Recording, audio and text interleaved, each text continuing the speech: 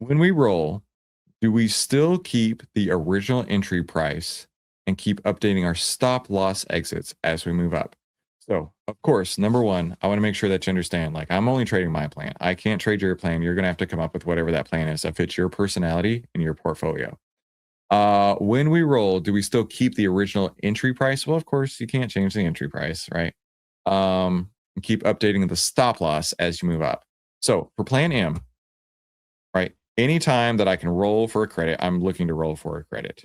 But, right, these are different types of stops. So number one, what are your stop losses, right? If something isn't working, I want to know, and then I want to get out of the way. Oh my good gravy, what is happening in the market today? Right? So let's go to Robinhood, for example. Oh, that just hit my 3 ATR emergency exit, didn't it? Holy moly. What the hell is happening? So I need to make sure I exit this if this comes right back down here in the next couple minutes. So that is a stop loss, right?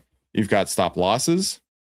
You've got trailing stops, which is the sell signals, bearish crosses, and other types of exit points, right? The objective here is, of course, look to reduce risk anytime that we possibly can. I don't know what is going on at Robinhood right now, but I don't like where it's going. If this comes back and touches my -3 ATR stop loss, I'm going to exit. If it stays underneath the 2 ATR point, I will still exit.